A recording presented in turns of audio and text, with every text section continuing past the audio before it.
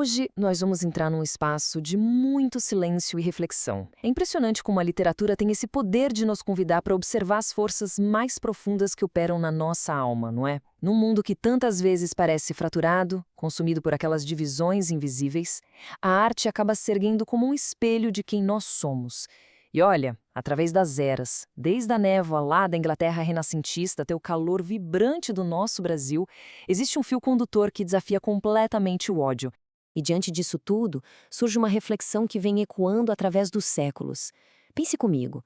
O que acontece de fato quando o sentimento mais puro que existe resolve nascer exatamente no solo mais árido, num lugar absolutamente envenenado pela intolerância e pela hostilidade? Então, o ponto crucial aqui é que a gente precisa desconstruir aquela noção puramente romântica que nos ensinaram a vida toda. O amor, quando a gente olha com as lentes atentas da literatura, vai muito além daquela paixão simples. Ele se revela como um ato gigantesco de resistência. É uma transgressão silenciosa, sabe? Mas com uma força sísmica contra as estruturas de poder, a violência estrutural e essas cercas invisíveis que teimam em segregar a humanidade. Parte 1. Luz na escuridão de Verona. É exatamente com essa perspectiva um pouco mais ampla que a gente entra agora nas sombras antigas e densas das ruas de Verona. A tragédia imortal do Shakespeare quase sempre nos cega com a luz daquela poesia apaixonada, né? Mas o encantamento de Romeu e Julieta é, na sua essência, um belo e doloroso pano de fundo, porque a verdadeira força da obra está na capacidade de expor de uma maneira bem cruel e direta a violência sistêmica, o rancor enraizado e o apodrecimento político da sociedade em que eles vivem. O conflito central vai muito, muito além do romance proibido.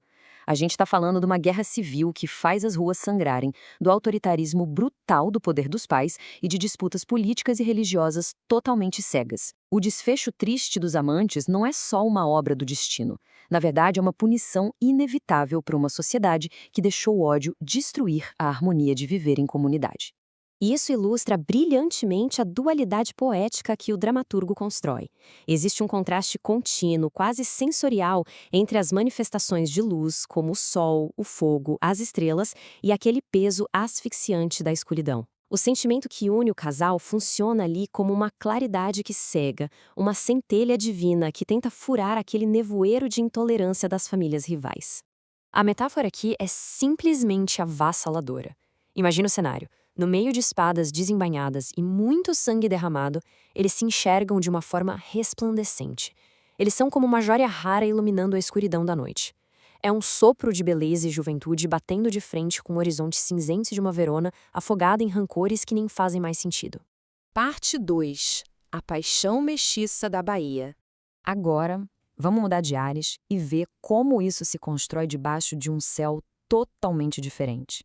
Em um tempo distinto, mas olha só, com raízes tragicamente parecidas, a gente encontra a Bahia de Jorge Amado lá no livro Tenda dos Milagres, de 1969. Isso aqui não é só um romance. É um grito profundo, sabe? Um verdadeiro manifesto literário defendendo com toda a paixão a união cultural. O autor abraça a miscigenação não só como um fato da nossa história, mas como uma saída, talvez a única saída bela e possível para o abismo dos conflitos.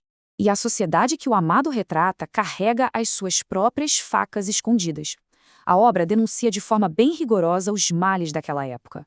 O racismo profundo que se disfarçava de ciência, aquelas barreiras frias do elitismo acadêmico que desprezava o saber popular, e a hegemonia de um modelo de pensamento europeu. São forças opressoras estruturais e, olha, tão letais quanto a lâmina de qualquer espada lá em Verona. Através da narrativa, a gente acompanha uma batalha que não para. É uma insurgência silenciosa, mas muito vibrante, onde a riqueza das ruas, as cores e a espiritualidade afro-brasileira lutam com todas as forças para sobreviver contra aquelas teorias higienistas e colonizadoras. O amor nesse contexto é a devoção apaixonada pelas próprias raízes, por essa cultura maravilhosa que ferve nas veias de um povo reprimido. E todo esse conflito ganha corpo na figura do Pedro Arcanjo. Esse herói, mestiço, autodidata, ele bate de frente com a frieza acadêmica do professor Nilo Argolo. O afeto incondicional do Arcanjo pela herança cultural dele acaba virando a sua arma mais cortante. Ele nos mostra que a verdadeira sabedoria não mora nessas teorias de ódio importadas, mas sim no pulsar da vida misturada que acontece ali, pelo Pelourinho. Parte 3. o ódio como pano de fundo. Bom, o que é realmente interessante de perceber aqui é como as fronteiras do tempo e do espaço simplesmente se dissolvem. A arquitetura da segregação fica muito nítida dos dois lados. De um lado, você tem a velha Itália, rasgada pela cegueira de duas famílias que nem lembram mais o motivo original do ódio. Do outro, o Brasil do início do século XX, machucado por uma violência estrutural, onde um modelo de fora tenta sufocar de forma violenta a identidade nativa e negra. Em ambos os cenários, o ambiente é asfixiante para qualquer beleza genuína. Parte 4. Duas faces da mesma luta. Então, vamos mergulhar um pouco mais fundo nisso aqui. Diante dessas realidades, as narrativas convergem de um jeito inegável. A força de união se manifesta tanto no amor romântico quanto na miscigenação cultural, e os obstáculos são implacáveis, seja o ódio ancestral das famílias ou esse racismo mascarado de erudição.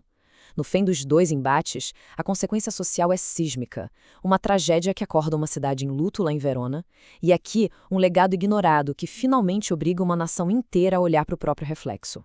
O simples ato de amar e de abraçar o outro, não importa se é numa sacada em Verona ou caminhando pelas ladeiras de Salvador, acaba escancarando o quanto as fronteiras impostas pelos homens são arbitrárias, vazias e destrutivas. Essa é a transgressão máxima, sabe? É ela que planta a semente de uma evolução muito necessária para a sociedade, mesmo que, muitas vezes, as mãos que plantaram não consigam estar lá para ver a colheita. Parte 5.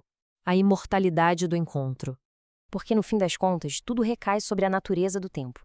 O tempo pode até destruir os corpos, mas ele não consegue apagar o eco dos nossos atos revolucionários. A nossa presença física é breve, mas Romeu e Julieta vencem a morte ao se transformarem em imortalidade literária. Da mesma forma, os passos do Pedro Arcanjo esperam em silêncio por um quarto de século até que aquele alicerce elitista rache de vez e o mundo se curve à verdade da sua cultura. Eles alteraram permanentemente o tecido do mundo em que nasceram. E o que fica com a gente é essa imagem tão profunda da eternidade daquilo que nos une. O poder que tem a coragem de se levantar contra as correntes do isolamento é simplesmente indestrutível. Ele pode até ser enterrado debaixo de mármore ou esquecido no meio de velhas teses, mas nunca morre. Ele só descansa, esperando a hora certinha para voltar a respirar. E assim, caminhando para o fim da nossa análise de hoje, a gente deixa essa reflexão pairando no ar. Olhando para as cicatrizes e para os muros que a gente constrói no nosso próprio tempo, como é que o amor, essa força inabalável, esse ato profundo de resistência, continua, até hoje, a iluminar silenciosamente as fraturas e as divisões do mundo que a gente habita?